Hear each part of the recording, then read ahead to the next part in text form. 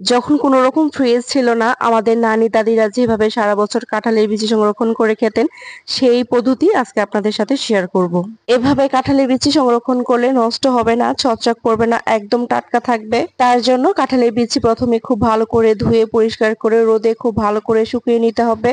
এরপর বেছে বেছে ফ্রেশ এবং টাটকা বিচিগুলো নিয়ে নিতে হবে। এখানে আমি একটা মাটির পাত্র নিয়েছি আর এখানে সামান্য ছাই নিয়েছি। এবার হচ্ছে কাঁঠালের বিচি আমি উপর থেকে দিয়ে দিচ্ছি।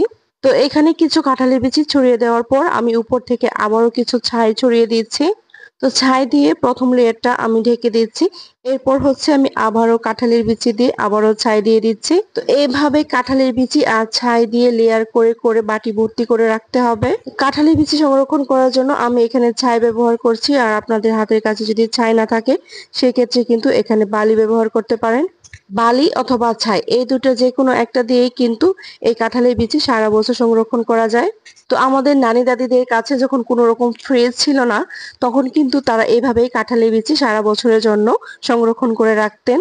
তো কাঁঠালের বিচি আর ছাই দিয়ে বাটিটা ভর্তি করে নেওয়ার পর এটা এমন একটা জায়গায় রাখতে হবে যেখানে জায়গাটা শুকনো থাকবে এবং আলো থেকে দূরে থাকবে, এমন একটা জায়গা বাছাই করে নিতে হবে। কোনো রকম ফ্রিজ ছাড়া আজকের এই পদ্ধতিতে যদি আপনি কাঁঠালের বিচি সংরক্ষণ করেন, তবে আমি গ্যারান্টি দিয়ে বলছি আপনি সারা বছর এরকম টাটকা কাঁঠালের বিচি রান্না করে খেতে পারবেন। আশা করি সংরক্ষণ পদ্ধতি আপনাদের কাছে ভালো লেগেছে। যদি ভালো লাগে একটা লাইক, কমেন্ট আর শেয়ার করবেন যাতে অন্যরাও দেখতে পারে, আর আমার এই পেজে নতুন হলে একটা ফলো দিয়ে সাথে থাকবেন। আর আজকের ভিডিওটি যদি আপনি ইউটিউব চ্যানেল থেকে দেখে থাকেন তাহলে সাবস্ক্রাইব করে অল নোটিফিকেশনে প্রেস করে দিবেন। আজকে এই পর্যন্তই, আগামী ভিডিও দেখার আমন্ত্রণ জানিয়ে আজকে এখানেই শেষ করছি। সবাই ভালো থাকবেন, সুস্থ থাকবেন। আল্লাহ হাফেজ।